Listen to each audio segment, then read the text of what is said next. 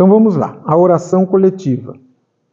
Embora transportado à maneira de ferido comum, lobriguei o quadro confortante que se desdobrava à minha vista. Clarencio, que se apoiava num cajado de substância luminosa, deteve-se à frente de grande porta encravada em altos muros, cobertos de trepadeiras floridas e graciosas. Tateando um ponto da muralha, fez-se longa abertura através da qual penetramos silenciosos. Branda claridade inundava ali todas as coisas. Ao longe, gracioso foco de luz dava a ideia de um pôr do sol em tardes primaveris.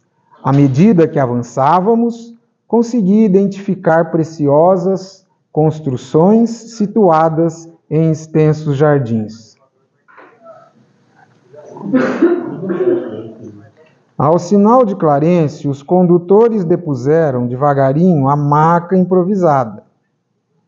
A meus olhos surgiu então a porta acolhedora de alvo edifício, à feição de grande hospital terreno.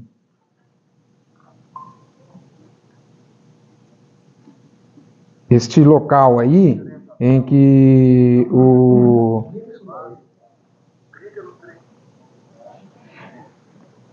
este local aí, que é o hospital, que está acontecendo, é no Ministério do Auxílio. Estou falando isso porque a gente vai aprender que lá a organização política, uma das questões do nosso lar, é que ele tem uma organização política, né?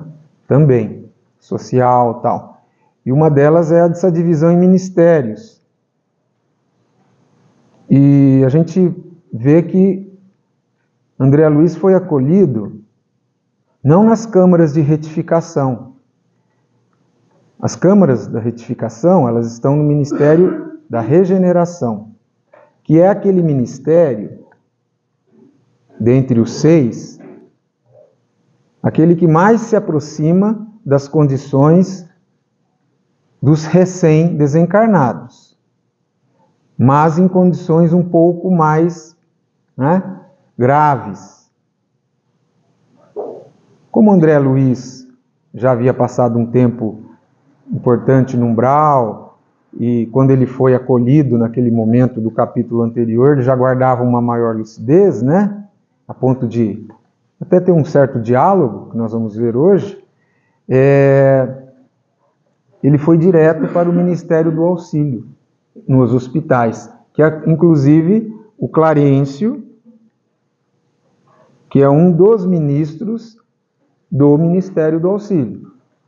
Então, também, em razão disso, não é, ele foi levado até lá nesses hospitais.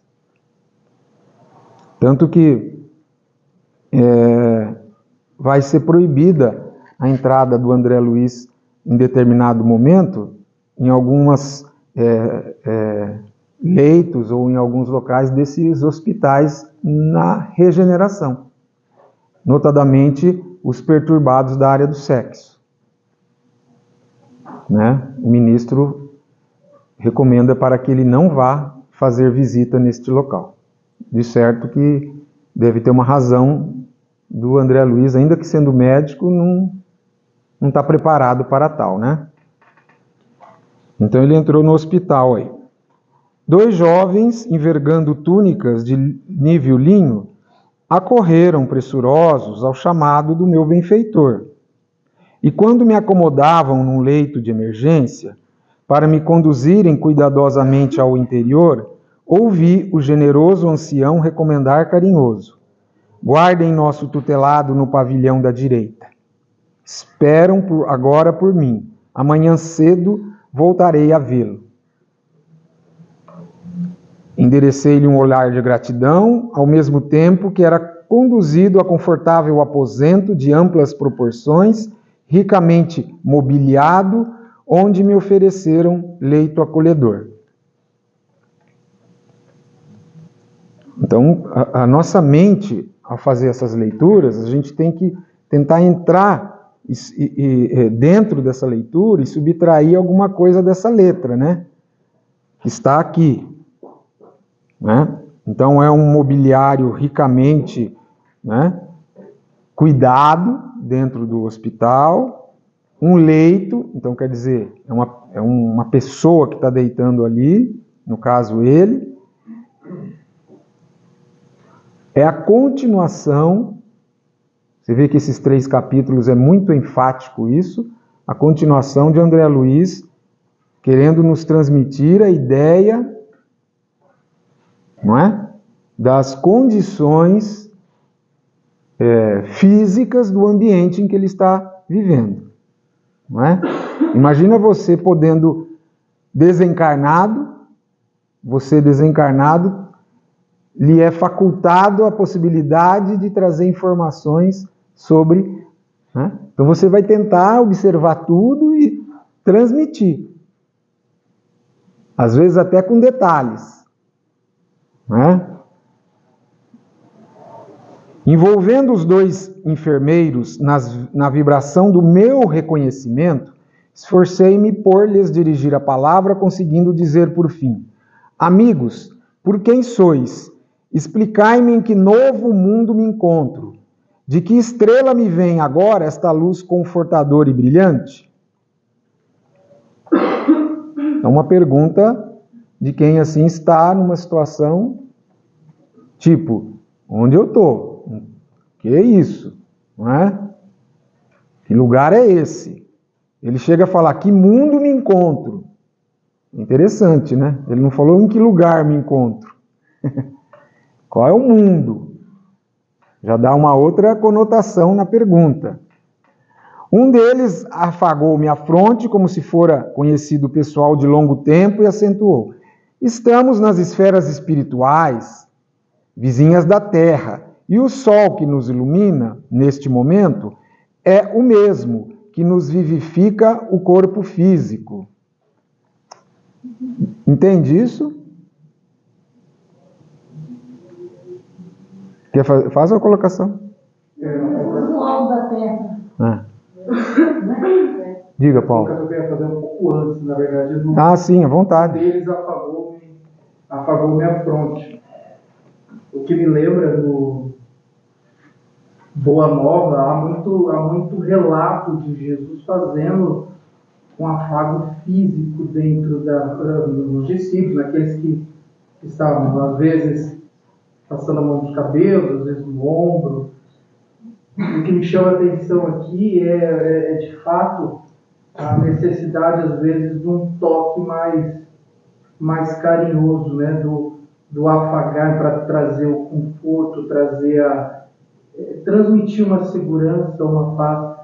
A gente percebe muito isso trabalhando com as cirurgias lá no companheiro, a necessidade, às vezes, de um aperto de mão ou de um abraço que possa transmitir um calor. Ele vinha... Uma humanidade, né? Isso, ele vinha de uma situação que ele também ele estava começando a entender o que estava acontecendo. A colocação que você colocou, não tinha pensado, ele pergunta de fato, que novo mundo estou, né? E eles vêm com esse carinho para trazer toque, esse calor, né? esse aconchego para que ele possa ir se sentindo bem, compreendendo, entendendo. Acolhida, né? Isso, essa acolhida fraterna. Nós vamos comentar isso no próximo capítulo. Essa questão aí dessa nova visão desses atendimentos, né? Muito bem. E o Sol, o que vocês acham disso? Ele fala na frase anterior que estamos nas esferas espirituais vizinha da Terra. E o Sol que nos ilumina é o mesmo que nos vivifica o corpo físico. Então, por isso que essa palavra vizinha, eu acho importante, porque o vizinho é o lar. Então, são as diferentes dimensões dentro da nossa... dentro da Terra mesmo, porque o umbral pertence aqui, né? Mas é interessante essa colocação, né? Por isso que eu estou só chamando a atenção, porque... Quando ele fala isso, mesmo o Sol, você já tem você está no mesmo ambiente, né? Da terra, mas numa esfera espiritual. Né? Tipo assim, você não está em outro mundo. Né? Aqui, entretanto, olha esse registro aí. Nossa percepção visual é muito mais rica. A estrela que o Senhor acendeu para os nossos trabalhos terrestres é mais preciosa e bela do que a supomos quando no círculo carnal. Nosso sol é a divina matriz da vida, né? E a claridade que irradia provém do autor da criação. Lembrando que ao desencarnar, os espíritos adquirem um pouco mais, como que se retomassem um pouco mais as suas faculdades, suas potencialidades. Porque o corpo físico, ele é esse escafandro que limita, né? Ao desencarnar... É interessante isso mesmo, que aí a parte espiritual se torna muito mais... As cores são mais, vamos dizer, vibrantes, mais vivas.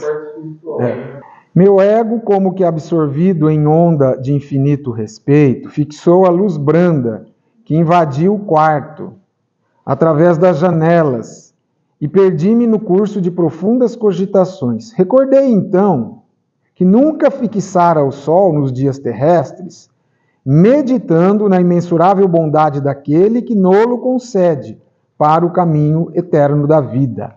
Semelhava-me, assim, ao cego venturoso, que abre os olhos para a natureza sublime depois de longos séculos de escuridão.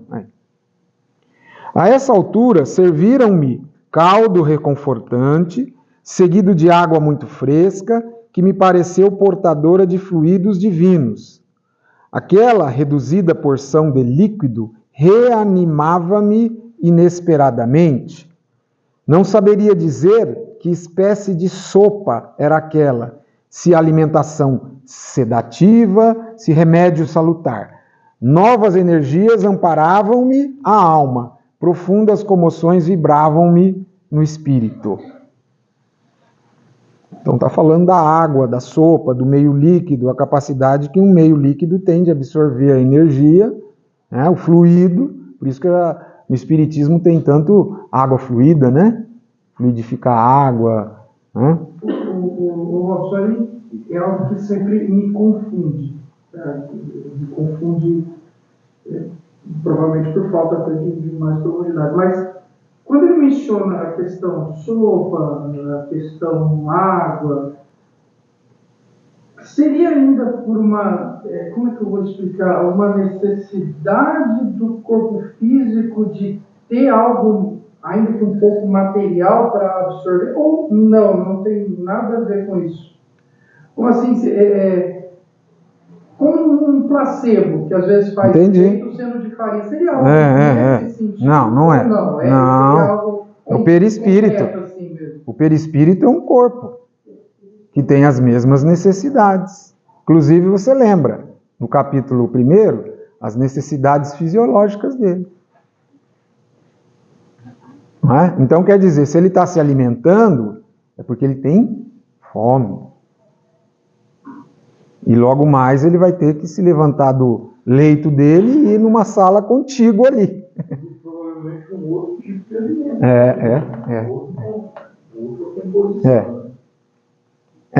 Nós temos que estar entendendo que nós estamos falando de...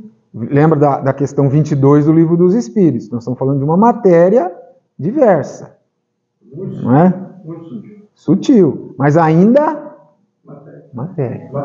Como ele finaliza a questão 22. Inclusive, pelo Dr. Edwin não ser espírita, que ele não era, ele substitui muito a palavra espírita por consciência. Você fala o nome do livro, porque é um livro espetacular. Mas é uma prova do céu? Uma prova do céu. Tá. Se alguém quiser ler, eu acho maravilhoso. Muito bom. O Walter também gostou muito dela. Muito. É um neurologista que teve um problema e teve uma experiência. Meningite. Teve uma doença e aí ele ficou, acho que 7 dias, né, no hospital. Nesses 7 dias ele viveu o mundo espiritual. Uma prova do céu? E é um livro escrito por ele. Médico, uma pessoa que volta, inclusive ele... neurocientista de Harvard. Exato, isso é importante. O neurocientista de Harvard. Eu estou só repetindo por causa do microfone, tá? Ele era clínico.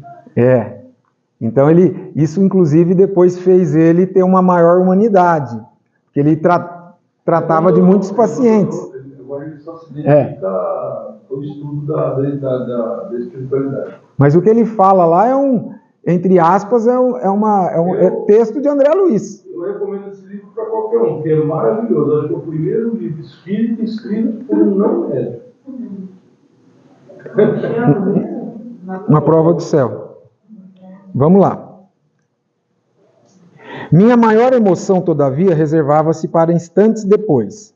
Mal não saíra da consoladora surpresa, divina melodia penetrou o quarto adentro, parecendo suave colmeia de sons a caminho das esferas superiores. Aquelas notas de maravilhosa harmonia atravessaram-me o coração.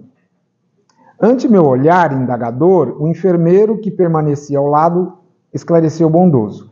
É chegado o crepúsculo em nosso lar. Em todos os núcleos desta colônia de trabalho, todos os núcleos, consagrada ao Cristo, há ligação direta com as preces da governadoria. Ou seja, é o nome do capítulo. É a oração coletiva que vai acontecer naquele momento do crepúsculo. Não é? E enquanto a música embalsamava o ambiente, despediu-se atencioso. Agora fique em paz, voltarei logo após a oração. Empolgou-me a ansiedade súbita. Não poderei acompanhar-vos? Perguntei suplicante. Está ainda fraco, esclareceu gentil. Todavia, caso sinta-se disposto, para quê, né? Aquela melodia renovava-me as energias profundas. Então vai vendo aí, quando você ouve uma música de qualidade, você faz uma meditação, uma leitura de um livro ouvindo uma música, é um alimento. Interessante também, é a continuação da elevação espiritual, né? A oração. Você está numa vida espiritual e está orando para evoluir mais, para galgar mais, para subir mais. Aquela melodia renovava-me as energias profundas. Levantei-me vencendo dificuldades e agarrei-me ao braço fraternal que se me estendia. Seguindo vacilante, cheguei a enorme salão, onde numerosa assembleia meditava em silêncio, profundamente recolhida. Então, salão dentro do hospital. Ele não foi em loco, onde ia ser feita a oração. Da abóbada cheia de claridade brilhante pendiam delicadas e floréas guirlandas, que vinham do teto à base, formando radiosos símbolos da espiritualidade superior. Ninguém parecia dar conta da minha presença, ao passo que mal dissimulava eu a surpresa inexcedível. Todos os circunstantes, atentos, pareciam aguardar alguma coisa. Contendo a custo numerosas indagações que me esfervilhavam na mente, notei que ao fundo, olha o que vai acontecer, em tela gigantesca, desenhava-se prodigioso quadro de luz quase férica. Quer dizer, 1943, uma tela gigantesca. A televisão surgiu no mundo em 1930 nos Estados Unidos e no Brasil foi em 1950. Lá ele já está falando de uma tela... lá era uma tela de... como chama? 4K. Era uma live, né? Então, não é? Obedecendo a processos adiantados de televisão, surgiu o cenário do templo maravilhoso. Então já era uma transmissão do que estava acontecendo lá na governadoria. Sentado em lugar de destaque, um ancião coroado de luz fixava o alto, em atitude de prece, envergando alva túnica de irradiações resplandecentes. Em plano inferior, 72 figuras pareciam acompanhá-lo em respeitoso silêncio. Altamente surpreendido, reparei Clarencio participando da assembleia, entre os que cercavam o velhinho refulgente. Então já adianto que os 72 referem-se aos 72 ministros do nosso lar, que são 6 ministérios, em cada ministério, portanto, 12 ministros. 6 vezes 12, 72. Então todos os ministros do nosso lar, inclusive o Clarencio, um deles, está lá participando na governadoria. E pelo que me parece, isso é todo dia. Apertei o braço do enfermeiro amigo e, compreendendo ele que minhas perguntas não fariam esperar, esclareceu em voz baixa que mais se assemelhava a leve sopro. Conserve-se tranquilo. Todas as residências e instituições de nosso lar estão orando com o governador através da audição e visão à distância. Louvemos o coração invisível do céu. Então já falou de mediunidade aí para o André Luiz. Porque é uma mediunidade de visão e de audição à distância. Não é?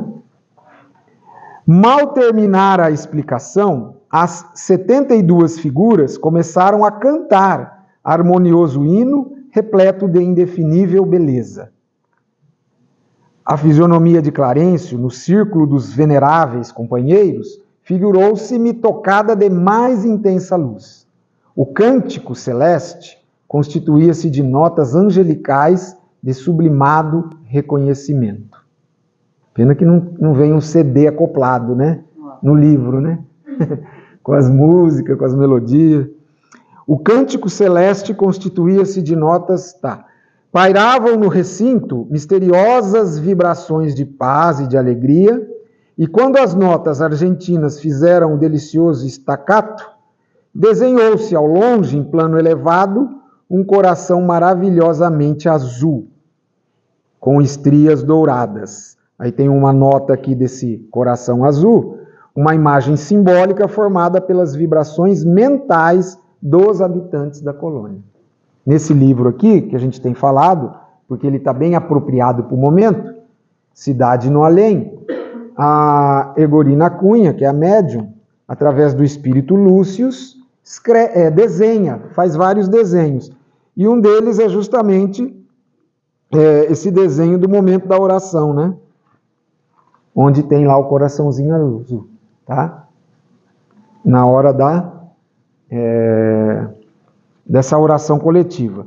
E esse Imagens do Além também é continuação, praticamente, ela falando, tem mais desenhos também que ela fez de nosso lar. Tá bom? Então, dá para dar uma ideia. O Chico, quando viu esses desenhos, positivou para ela. Não é? Inclusive, era interessante porque ela fez os desenhos através do espírito Lúcius e ela guardava esses desenhos na casa dela, na cidade de Sacramento, onde ela morava. Ela era sobrinha do Eurípides Barçanufo. E uma vez o Chico foi visitá-la. O que vocês acham que aconteceu? Ele, conversando com ela, falou assim: ô Egorina, pega aqueles desenhos que você guarda lá em cima do armário, traz aqui que eu quero ver. A Egorina que contou isso para o pessoal, que consta em algumas obras, né? E aí ela mostrou para o Chico falou: é isso mesmo, pode publicar, que essas imagens, claro, né, são desenhos, né, mas dão uma ideia dos aspectos do nosso lar. Cariciosa música, em seguida, respondia aos louvores, procedente talvez de esferas distantes. Foi aí que abundante chuva de flores azuis se derramou sobre nós. Mas, se fixávamos os miosotes celestiais, não conseguíamos detê-los nas mãos. As corolas minúsculas desfaziam-se de leve ao tocar-nos a fronte, experimentando eu, por minha vez, singular renovação de energias ao contato das pétalas fluídicas que me balsamizavam o coração.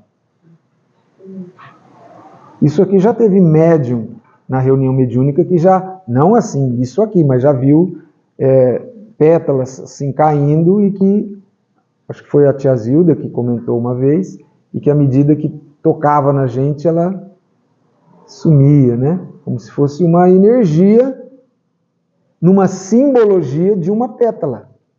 Não vai vir em forma de espinho, né?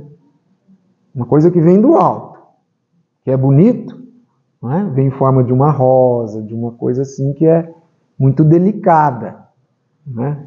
Concluindo, terminada a sublime oração, regressei ao aposento de enfermo, amparado pelo amigo que me atendia de perto. Entretanto, não era mais o doente grave de horas antes. A primeira prece coletiva em nosso lar operara em mim completa transformação. Conforto inesperado envolvia minha alma. Pela primeira vez, depois de anos consecutivos de sofrimento, o pobre coração, saudoso e atormentado, à maneira de cálice muito tempo vazio, enchera-me de novo das gotas generosas do licor da esperança. Então, desse capítulo, eu destacaria, da beleza que ele é um capítulo bonito, né, de se ler, em contraste com aqueles anteriores, como a gente está longe ainda, né? De valorizar a prece, não é? Será que nos poderes das grandes autoridades do Brasil se ora? Não é? Será que dentro da nossa casa a gente faz o evangelho no lar? Trazendo aqui um pouquinho um paralelo assim, mas porque é a valorização disso, da prece, né, da oração. Diz que o nosso lar retrata o futuro da humanidade. Então, o futuro é isso aqui. Se alguém quiser se adiantar ao futuro, é só começar a praticar isso aqui, ó. Quer dizer, a cidade de 1 milhão de habitantes. Não é uma cidade de 10 mil habitantes. Naquela hora, todas as residências e instituições, não é? E não é uma prece espírita, porque lá é uma cidade ecumênica, né? Então, a oração, nós estamos estudando agora o capítulo último do Evangelho, que são as coletâneas das preces espíritas, né? E é um momento em que o Evangelho ele estuda cada ponto da oração, né? Ele abre com o estudo do Pai Nosso, que é a oração dominical, mas depois ele vai se diversificando. Então, é tão importante que Kardec reservou um capítulo e, se não me engano, é o maior capítulo do Evangelho, junto com o capítulo 5, Bem-aventurados os aflitos. É o capítulo que mais tem conteúdo no Evangelho, é a coletânea de preces espíritas. Conteúdo assim, no sentido, né? Todos são importantes.